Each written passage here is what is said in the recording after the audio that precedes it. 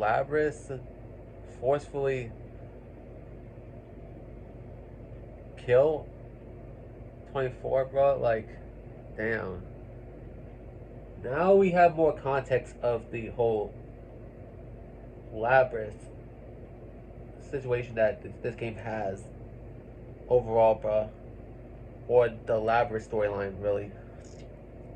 It was not a close fight. Once I decided to finish this, once I was resolved to stop her, 24 as she is now stood no chance against me.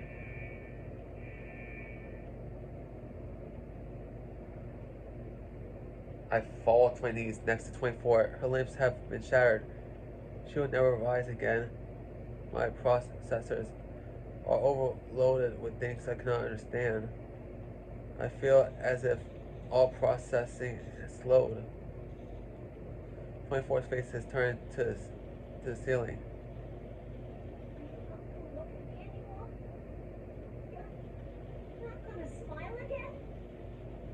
I did not, oh, excuse me. I did not expect her to respond, but 24's face moved slightly. I stare at her without knowing how to react. She turns her gaze to me and smiles. I'm sorry to leave you alone. I leave the rest to you. Those were her last words she spoke. I can't believe this. 24's dead face is laughing. She is smiling at the one who destroyed her and robbed her of her dream.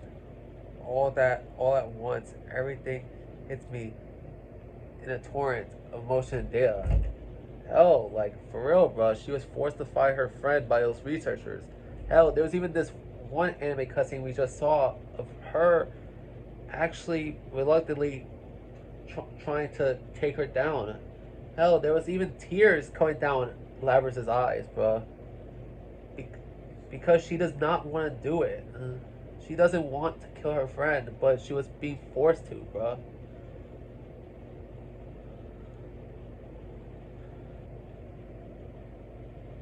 I lost her. I did. Took everything she had. My vision begins to fade.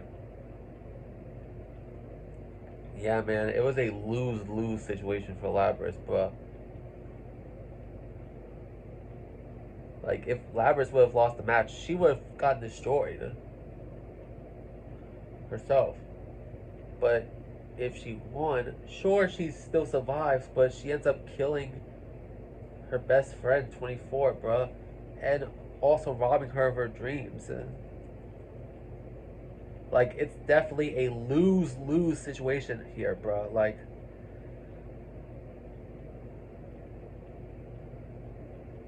my thoughts will go with it.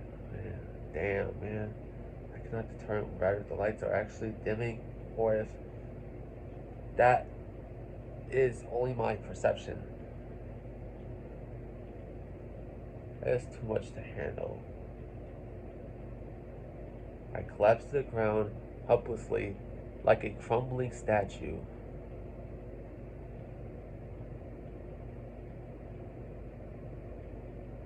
And this shit is still going, bruh.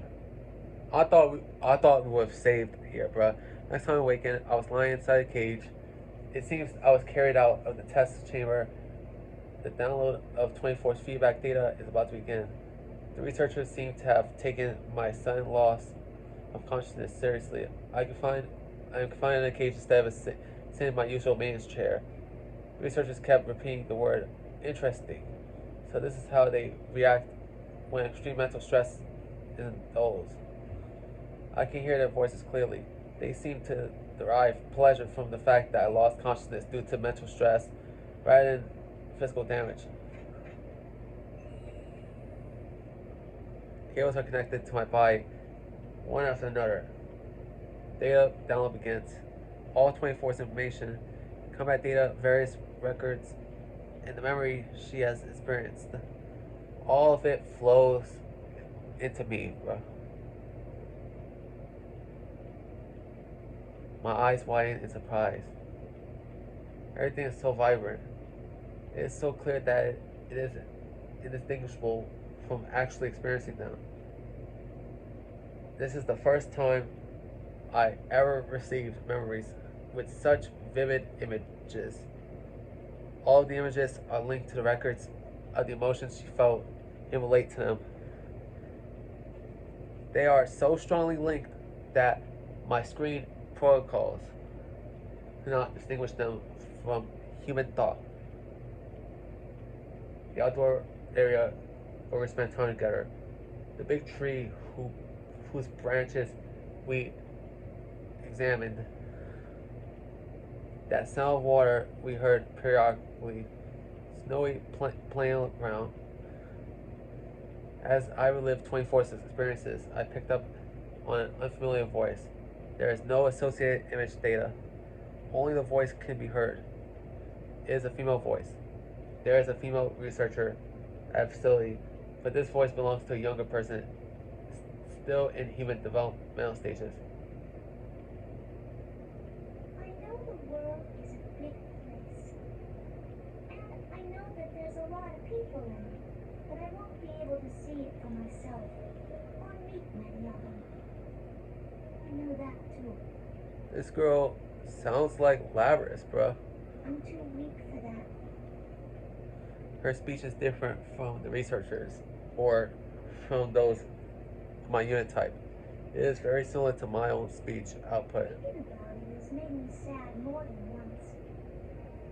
I didn't want to do nothing and be left with regrets. That was when my mom and dad looked into some options, and we decided to go with this experiment. If even a sick girl like me could make herself useful to others in this world, I thought Excuse me. I'd go for it. Wow. Who could this be? I know only that she is female. She is in a situation where her condition prevents her from moving freely. It seems that instead of limiting the fact, she decided to volunteer for an experiment of some kind. Where did 24 hear this voice? Did she know this person? I wish I could ask her, but it is no longer possible. At first, I kept wondering how much I could really contribute, but after hearing more and more about the program, I started to wonder about the others more than myself.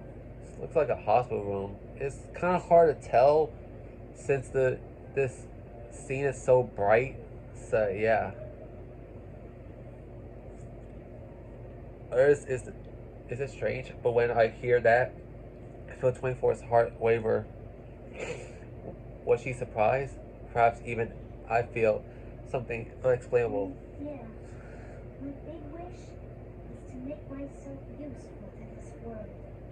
Wow. The ones born for me. Is born the right word for it? Kind of embarrassing. My other wish is that the ones born for me are happy. I doubt I'll be able to talk to them in person, or stay with them. I still wish from the bottom of my heart that they all have happy lives. People's voices have unique characteristics.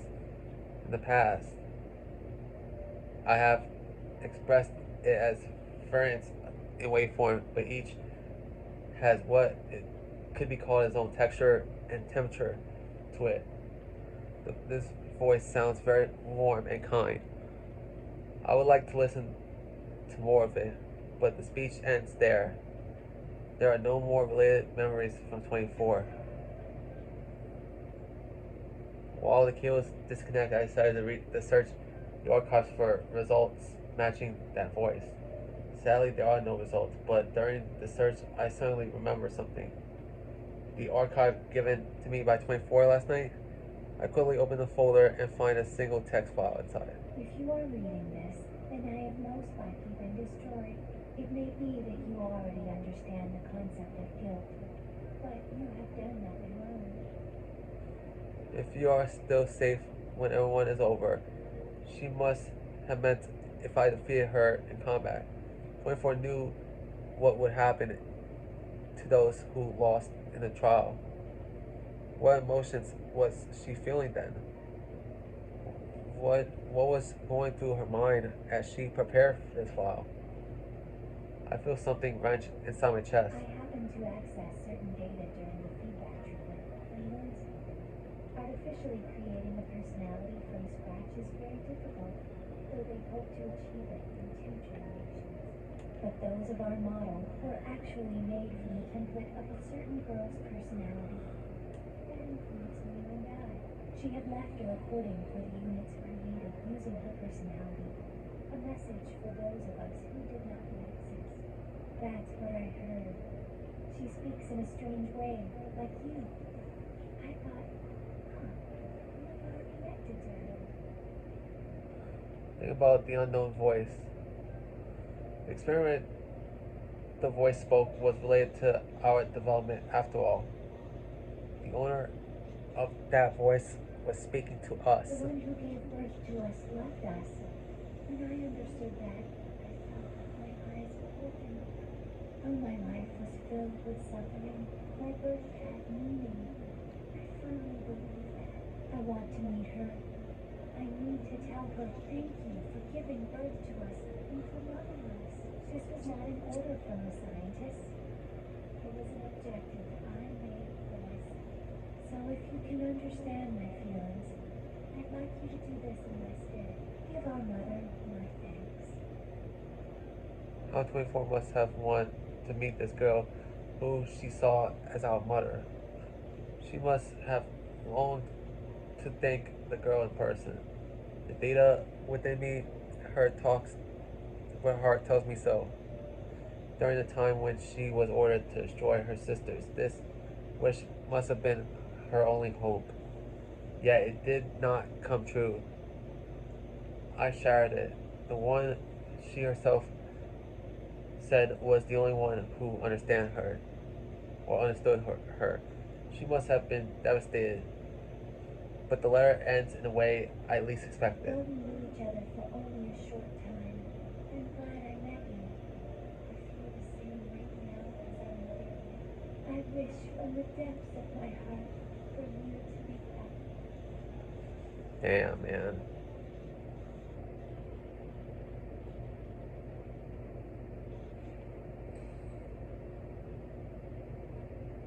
I'm shocked.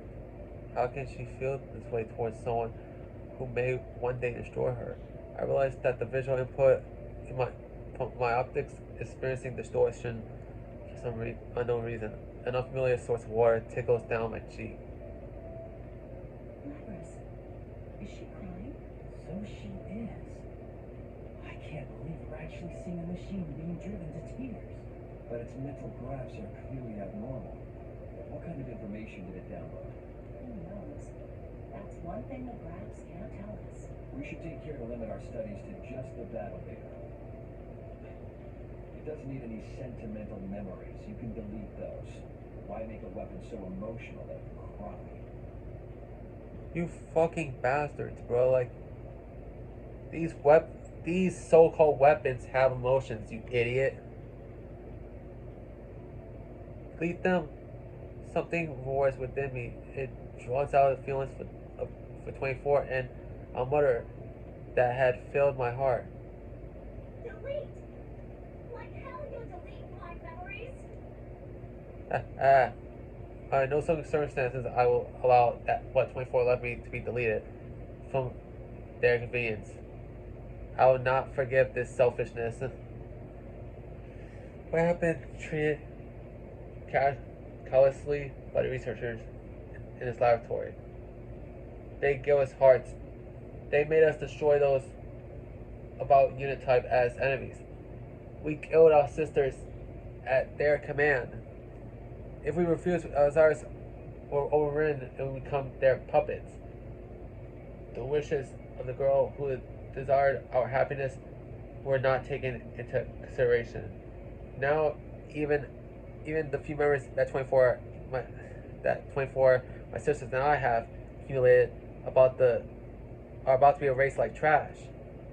Though their aim is to develop our ego, they find it inconvenient for us to have real hearts. How fucking ironic, bruh. The scientists wanted them to have egos, but yet don't want them to have hearts, bruh. These feelings within me may be erased, perhaps even my heart itself. If that happens, will I resume killing my sisters without hesitation? What is least forgivable is that the proof that 24 has lived her last wishes will be permanently lost. You gotta do something, Labras. No matter how risky it is, like, you gotta do something. My hands are squeezed into my fists. They make a small grinding noise. The goal is that 24 found herself what's left to me. I will carry it out as my own now. I will burn it into my heart as my goal. It is my duty. It is a duty I impose to myself gladly. Nothing will make me surrender it. It must be fought for. Or rather, I must be protected. It must be protected, even if it means fighting. What the? Its emotions are spiking into the red. I've never seen anything like this. Hey, what's that warning? No. Labras is in battle mode? What? That can't be. There aren't any enemies. We're the only ones here. She sees Ya as enemies, bruh. I am able to release my limiters despite being inside a cage. The researchers monitoring me on their tablet PCs seem perplexed and alarmed by this. They should be. They are witnessing an override of a principle of non-aggression towards humans. They are flustered and too panicked to speak clearly as they announce that an emergency has occurred. One of them steps away from the cage I am in and reaches for a switch with warning labels around it. Suddenly, restraints appear to bind my limbs. Are you saying those mental fluctuations were enough to override the OS's restrictions? That bloom's playing pranks on us. Hey, hurry up and delete those memories. These memories in my heart are not unnecessary. What do you think we are?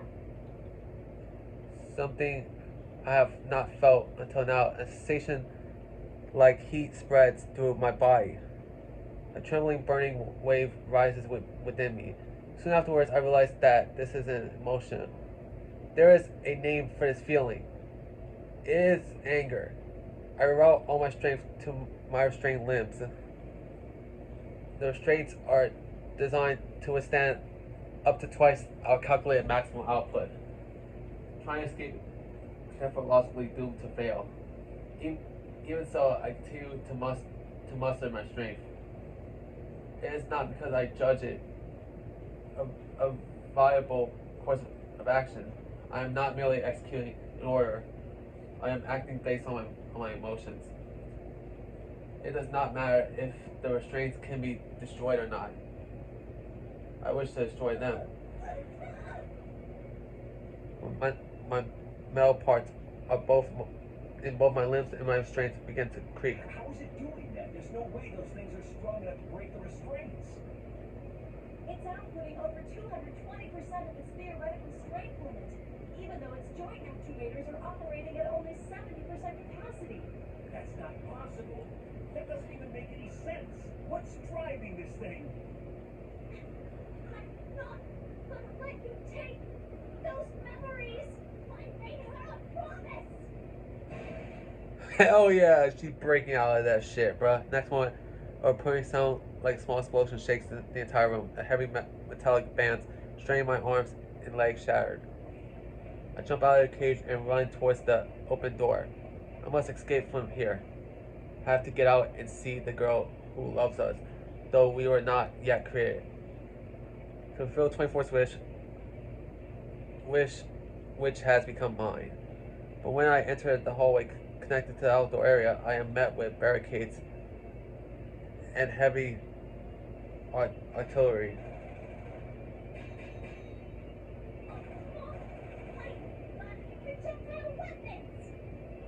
My sister Eunice and I have never been equipped with firearms. I recall it being due to concerns over the unit's mentality affecting the accuracy of its aim. Instead, we are given short-range weaponry, a chain arm, and other implements in my case, but they are not sufficient to deal with the range of firearms. However, I do have a countermeasure. By using the flexibility of adapting to situations on my developed mind, I dodged a complex projectile trajectories and destroyed the opposition. Damn, hell yeah! Eventually, I reached the end of the hallway, exit to the outdoor area. I have not seen this environment before. The trees are the same species as those that grow near the facility, bruh. But these specimens are much healthier.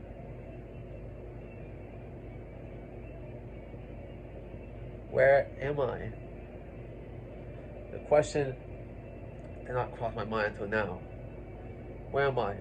Where are we? I cannot use the GPS that should be installed in mine. It seems the research facility blocks GPS signals outside of its walls. This is probably to prevent its location from being pinpointed. Oh, like the SCP Foundation? It is rather anything in the environment that can help me to determine my location. The blue sky that I am seeing for the first time is stunning but irrelevant. And I notice a periodic sound of liquid in the distance. This is the sound of the ocean. The answer came easily to mind. One of my sisters must have taken the interest in it and learned what it was. My sisters are helping to keep me alive now. When I think of it that way, a burning feeling rises from deep within my chest. But none of what I see in my surroundings is helpful. Is there anything else by which I can determine my location? Any landmarks or signposts? Scan my surroundings while I'm running past. These trees obstructing my view, they are a unique species. That may be a hint. I review the trees' characteristics once more and run another search on them. I attempted this once already, but there is much more data available to me now. Once again, results come easily. This variety of tree is known as a cedar. It is found in many habitats, but the cedars here are unique. The tree's shape and the age that it implies is so different that it is nearly a separate species.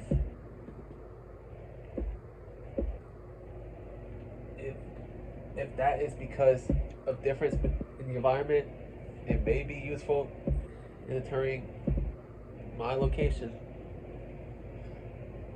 That's when an unfamiliar sound reached my ears.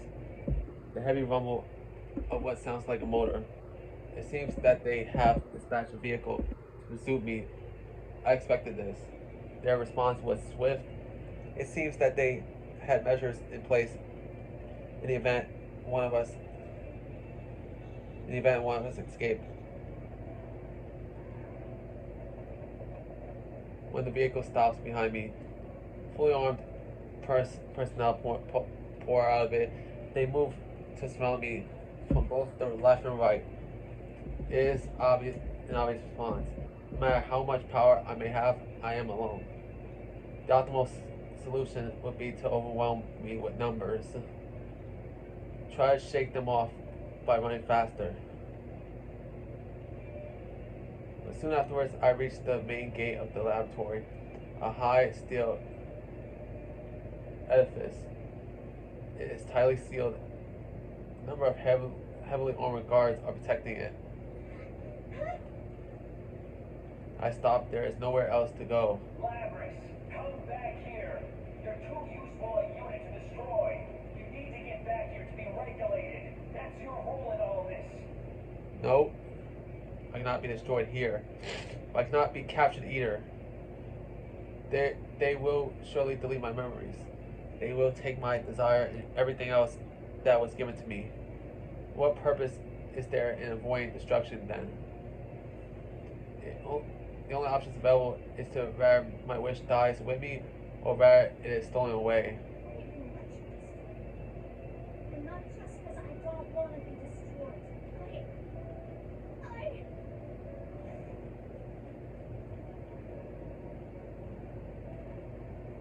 Damn. The moment I focus my concentration to remove the limiters of my onboard weaponry, I sense an unknown strength rise within me.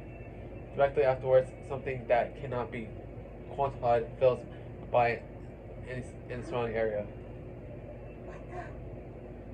The pursuit vehicle suddenly stops. Research staff gets off one after another, shocked. Is it on the verge of a persona reaction? Shit, it's awakened? Aw, damn it, why now? Well, at least this proves that mental stress is the key to activating the persona. Who cares about that right now? It's not fully awakened yet, but with it still unstable, we don't know what it's capable of. I am intrigued by their statements. Persona? I knew that we had the means, but I was not aware of controlling anything. I did not know if it could be called a power, nor do I know how to use it. But I can tell that the others are afraid. I seize the opportunity and runs towards the main gate. There is a slight possibility that I can reach the door without attracting identifier right now, and vault over the door with my legs and chain arm. The moment I reach the gate, I launch my chain arm towards the upper threshold of the door. But the moment my arm grabs the ledge, something emerges. A much greater power touches the door as well. Suddenly, the door crumples like paper, and a large hole forms on the upper half. Now it's done it. We need to hurry. If it's that strong already, we won't be able to stop it once its persona completely awakens. That's... persona. Hurry, Labrys, before they catch you. I quickly regain my senses. I burst out of the facility and single-mindedly jump outside. My feet touch the ground of the outside world for the first time. They will most likely not let me escape. Fortunately, the door is badly damaged. It should take time until it can be opened. It can be opened enough for vehicles to pass through. I need to gain as much distance and time as possible, and then I realized that I do not have a destination in mind. Just try to get far away from them as possible, Labrys. That's all that matters now. Then you can find a location later, bruh. Who is the girl 24 wishes to see? Where can I go to meet her? The only clue I have is the idiosyncrasy, I don't know what that word means, of the girl's speech. I've learned that distant speech patterns are often associated with specific regions. I should begin by trying to where the style of speech is common. It is reckless, but I feel confident. At the least, I can get closer to the girl than I am now. Although my situation is dire and I am under pursuit, internally I am cheerful. There is a bounce in my step. For some reason, I cannot remain calm. Labrys escapes, bruh, and finally we get to save, bruh. Like, I'm gonna have to split this episode into 2 parts, bruh. Like, combined total of filming for both of these episodes is 65 minutes, bruh. But I am gonna split it to be roughly half an hour or something like that for each of them, bruh. I'm not sure. But hey, I'll see you guys next time, where we find out where the hell Labrys goes now. Virus TV, sign off.